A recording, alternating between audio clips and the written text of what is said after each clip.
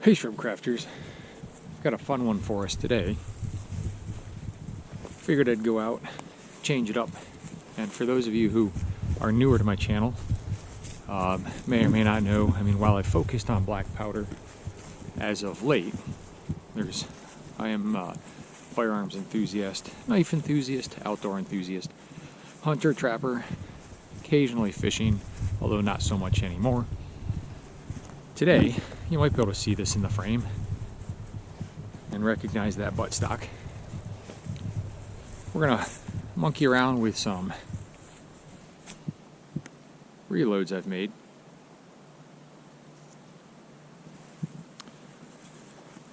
And if you've guessed it, Benelli M4 1014. This is the 1014, differentiated from the regular M4, not only with the buttstock, the backwards American flag.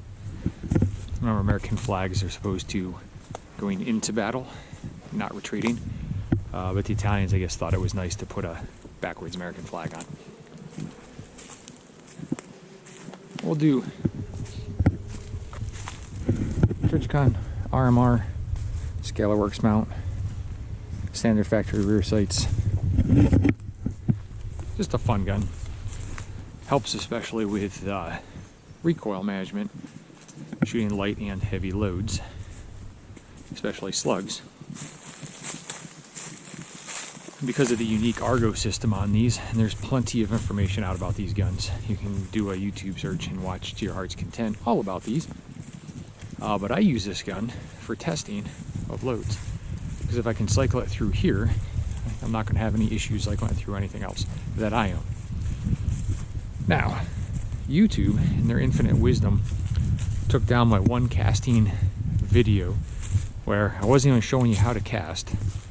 I was just casting 36 conicals, and it had, I think that was the most viewed video, probably because it was short and casting.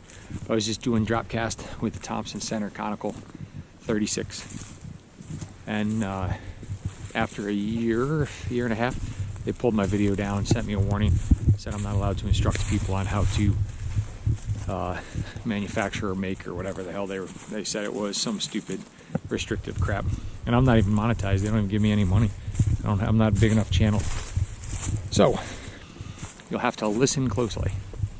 Winchester AA hulls, Winchester 209 primers, HS6, 32 grains of HS6 inside of these. Now the wad, completely forgot. It's an orange 7/8 wad. I will get it and I'll put it in here. It is a Clay Busters. I do remember that. And I'm pushing a 1 ounce slug hand cast from the Lee mold. So that's the one with that little stabilizing fin across the center. I'm going to go from 50 yards, and I'm just going to go on steel today. I actually did a lot of testing with this 1 ounce. And a lot of people will say that the 7/8 ounce slug is far better aerodynamically. There's a lot of tests out there. I've always shot 1 ounce slugs out of every gun I have. My 870 that I got was my first shotgun when I was 16. Took deer with that out to 100 yards, and it just hits like a champ. So I figured I would do that. Well, HS6 was out of stock forever, so I actually tried Red Dot. I tried Tight Group. Yeah, Tight Group. So I didn't have tight wide, so Tight Group, Red Dot, a few others. And finally, HS6 came in. I got that. Monkeyed around with a bunch of different load data. Tried lots of different wad combos, and it turns out a 7/8 wad with the 1 ounce slug fits perfect. And I'm doing a roll crimp. I bought the roll crimp tool from Ballistic Products, and I've got all my old cowboy hulls.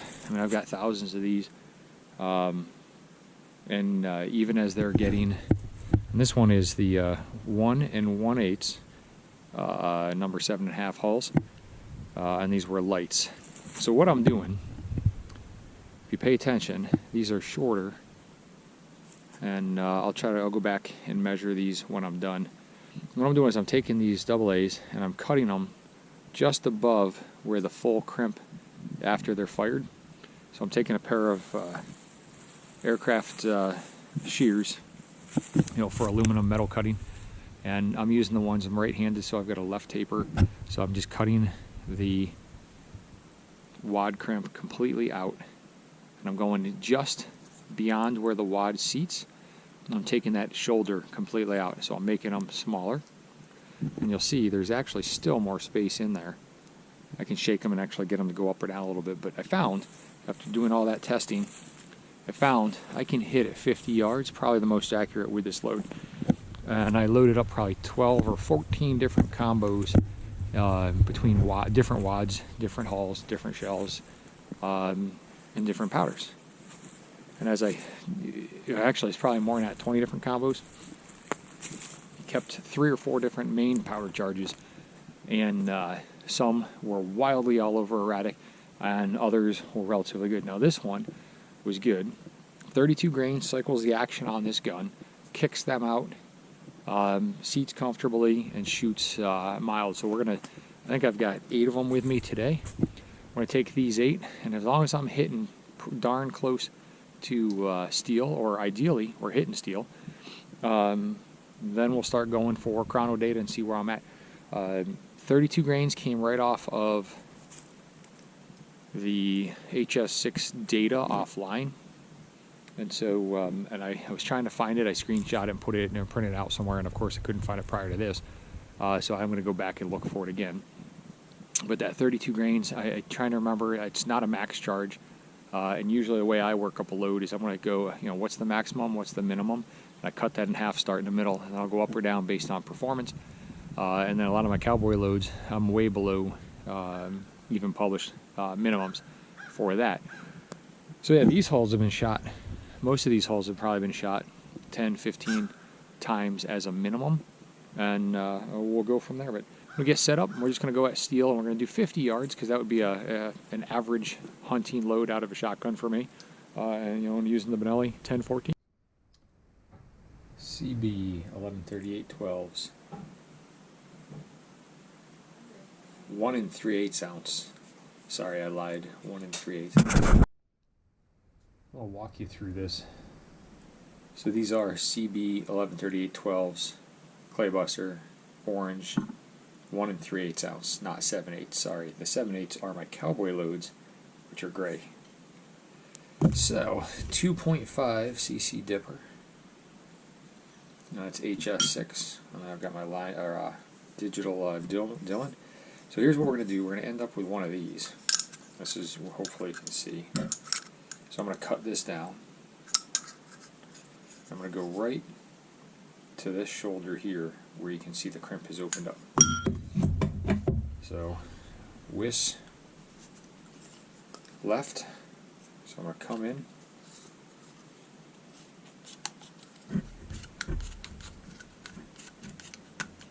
And being that these are left-hand turn, they cut a nice outward circle.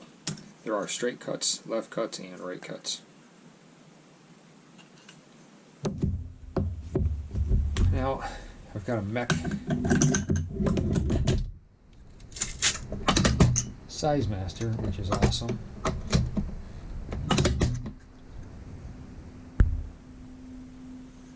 So I just put a primer in. We're good to go. I'm going to weigh out 32 grains. 2.5, mostly full, is pretty darn close. 30.8. If you fill it properly, it comes out to like 35, but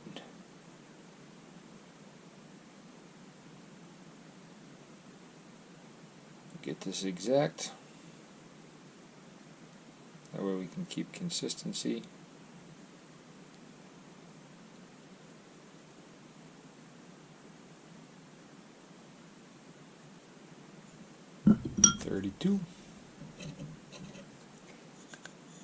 Put that right in. This is that. On the inside says 22s and 18s. I don't know what that means. Lot numbers separately, but all in one bag. These fit right in now. And then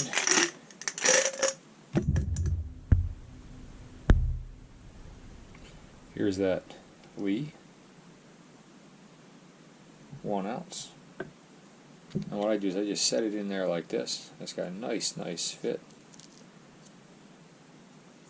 Now I can just press down, and they do seat a little further.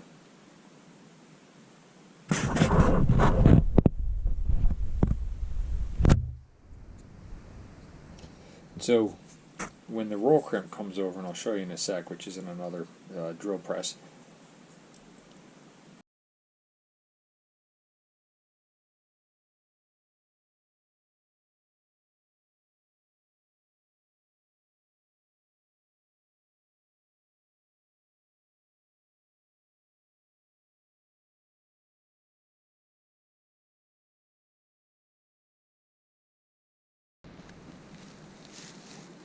okay, I am ghost loaded up, and I'm going to be semi-rested just like I would do for hunting. Again, I'm not benching this. This is for hunting accuracy, realistic, real world for me, which is what I like to do. And we're going to look for function, cycle, ejection, and see if we can't hit them on steel.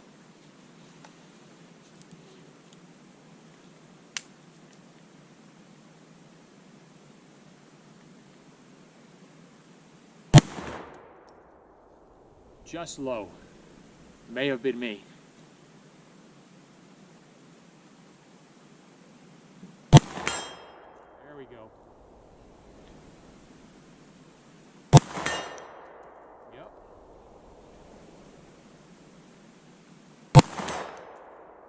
Flipped it to the, I was hitting just right.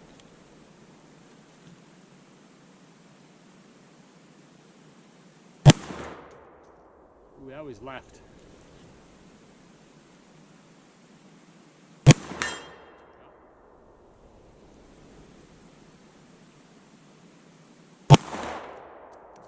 High right.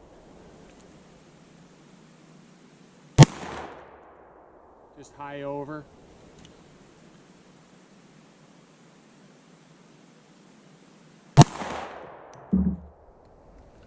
Low left.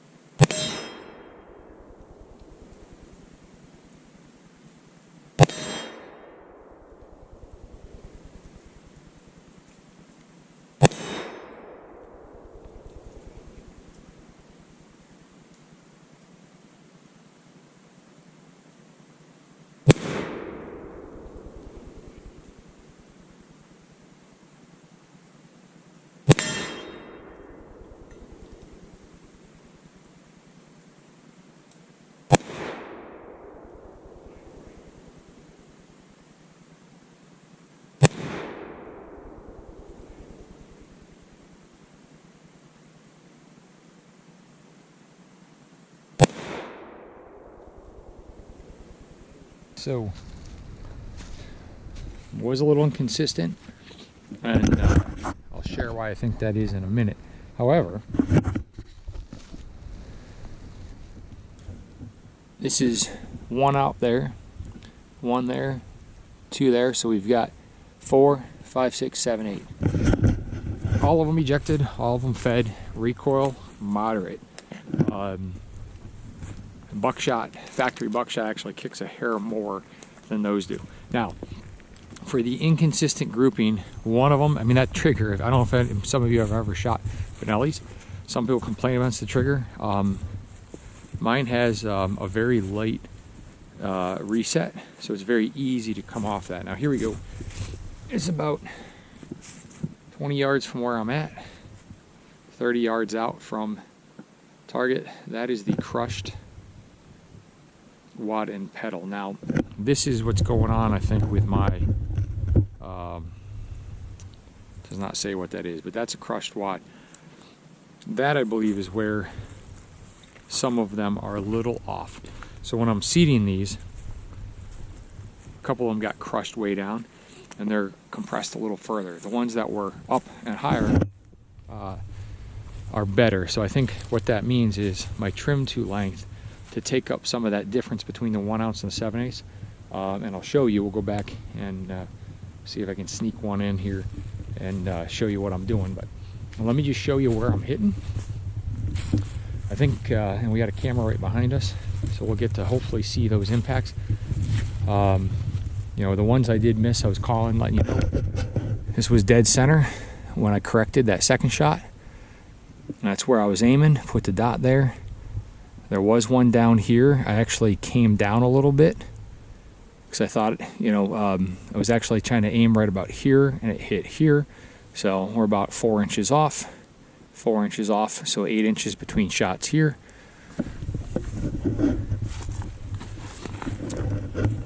We've got a couple in here and up that way. One of them did nick the side. I think as it was going through, I heard it hit something. And I had a few wild, so I think the wild ones, again, are going to be the difference of the extra play. And I'll load one up to show you what I'm doing and talk about that play. Between there, I probably should have just kept one instead of shooting them all. Anyway, it's a good start. Hopefully this other camera got what we needed. And in case you've never tried to do this, it's interesting. A lot of people say it's very hard to get a slug reloaded and going with combos. I don't know if that's true or not. This is my first attempt. I've been monkeying around with it for probably about a month and a half now, 2 months, working on different loads. I can tell you this, with my recoil sensitivity after the accident, and again, I can handle recoil. I just think, yeah, see, here's one, 2 of the pedals are completely ripped off. And here's one with 1 of the pedals ripped off. And I do think that's as they're coming out, that roll crimp itself might be catching on these. I may not, I don't know. So if you know, if you're an expert on shotguns and reloading slugs specifically, I will value any of your feedback. I've got Ballistics Advantage manual. I've got the handcast reloading manual for slugs, shotguns, and I got the shotgun reloading manual from Lyman as well as Lee. But yeah, right here, you can see I'm only 5 yards out, 4 yards out. Here's one of those pedals. So I'm 90% certain that the pedals are catching on my roll crimp as it's going out. Doesn't seem to be bothering with the accuracy too much. Here you can see there's that shoulder where it was before. Now if you look at some of these, they look pretty rough. That's because in cowboy I've used them with black powder. Some are just smokeless, but they do, I noticed in this load with the HS6, tend to all start to look like that. So it seems like HS6, while in this load 32 grain is very moderate recoil, it seems to be charring around. So that tells me, like, because you saw how clean that shell is, but look, the charring down there. So that tells me that we've got, you guys will correct me when I'm wrong, which is good. I would say since there's nothing sealing the Benelli chamber, the gases are allowed to come back past, which is charring the outside of these hulls, because these were shiny before we got done, and you'll see that. And that's again because it's not opening to engage and seal off down the chamber. Now, the flip side, they function through the Benelli, and that is the goal. The next step would be running it through, you know, I've got a bolt action slug gun / turkey gun, and then I've got Remington 870, you know, and that would be the thing. I know a pump's going to cycle them anyway. The key is, can we get a gas system to run these, and that's the attempt here. So yeah, so we're on a win. That hit, I lost count of how many. I think I'm going to say 5 hit right now, maybe 6 of the 8. No, I know we missed more than that. So even if we're at a 50% average, I can tighten this up by shrinking this hull, and I'll see if we can't get that right here. You can see how I cut them with my Wiss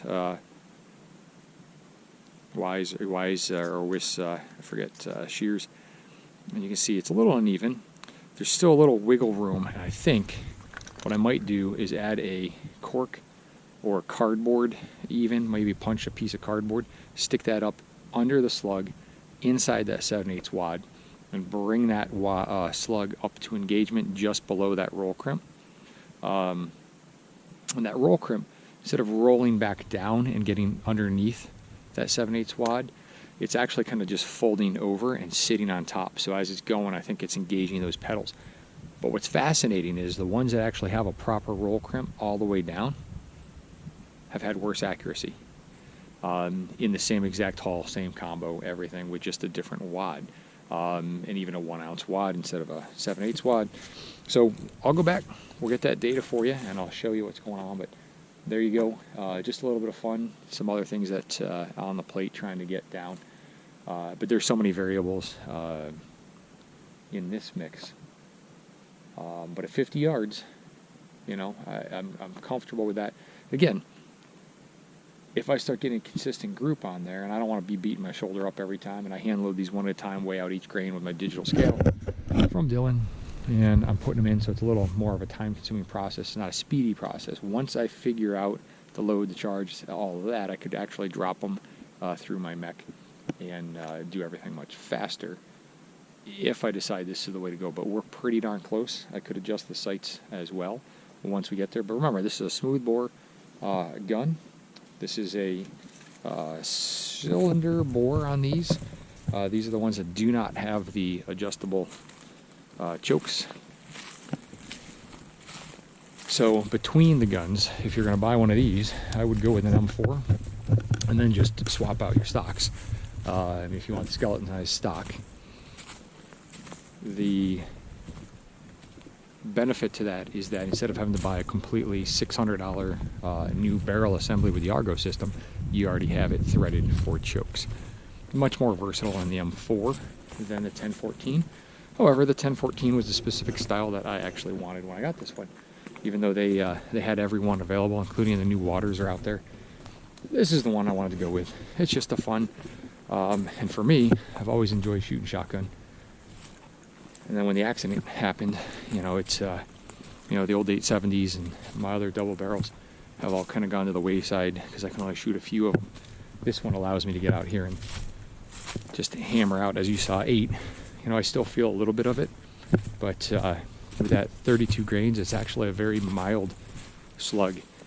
So I would guess, without chronoing it, I would guess it's probably putting 12 to 1,300 feet per second.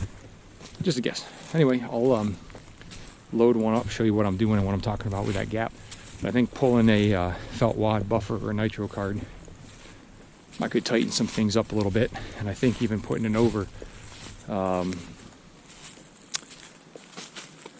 you know, possibly even, you know, putting a card over the slug might be able to prevent the pedals from going, but I'm not losing a ton of accuracy. I mean, I'm still not fantastic, but we're getting there. This is all part of the fun. At least on this one, I'm actually hitting target relatively consistently. Some of it is me as I'm monkeying around trying to figure out up or down with the sights, but we're getting there. Hope you guys enjoy this.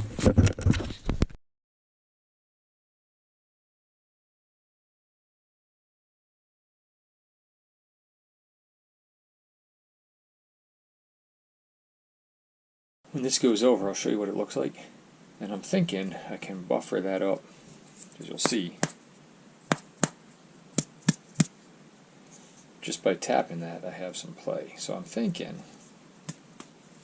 I can put a 12 gauge fiber wad maybe or something. So I'm going to pause you and we'll see.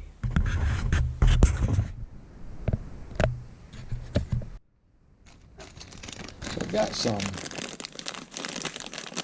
nice thick fiber, and I've got some wonder wads for the black powder. So I'm thinking we go like this, add a cushion wad,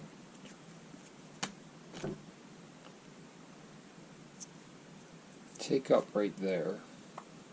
Now it's got a little bit of a buffer.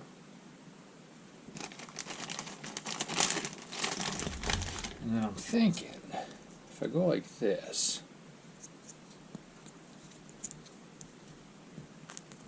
And it's still pressed down. I'm going to roll crimp.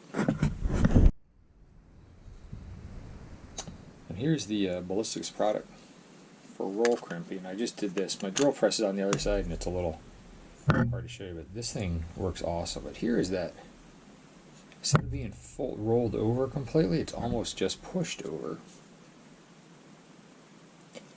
Yeah, so I just did.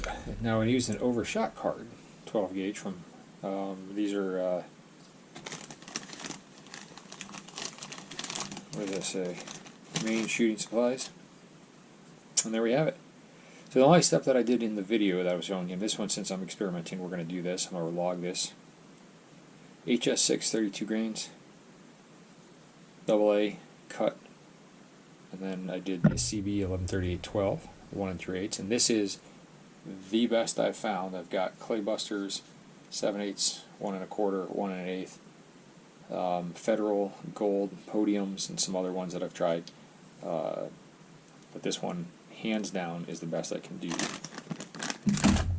You'll actually see right here on that piece of paper, this is all just one set that I did where I loaded up 4 or 6 or something like that of each, shot them all, and figured out which ones were which. But yeah, there we go. So that's how I do it. This is not an instructional video, YouTube.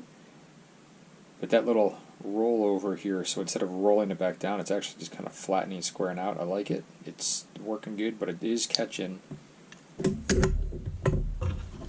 these petals as they come out, because this is actually a very soft petal. And I think that's what's ripping them off. But what's interesting is that this combo still is flying the best. You know, this is just, you know, CB3 11-8 with the star crimps. I tried star crimps, roll crimps, hull crimps, shell ribbed, compass black, orange wads, shells, combos. I mean, we've done a lot of different combos. So far, this is the closest I've got. So anyway, I look forward to your feedback. This will be the next batch I'm going to do, so I'm going to make sure I write these down in my in a notepad. But I like how that looks. That might help open this up a little bit and keep those petals closed without catching on that. Cause it's not really a roll clip, it's just kind of like fold crimp, which I like. That one actually, I have some that have rolled extremely nice. These actually are the best ones I've had.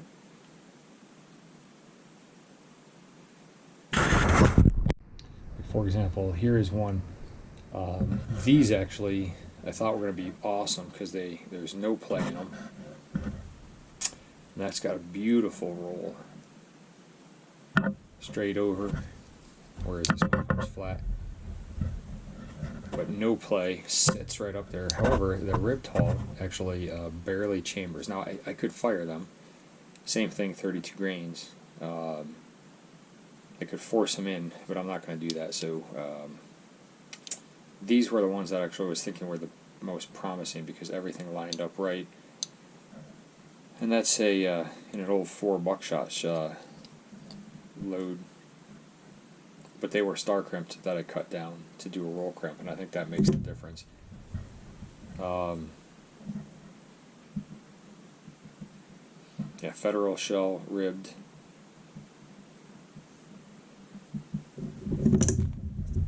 Oh, okay, lost that. Anyway, there you go. That'll be the next one up, and that's how I do things for shotgun.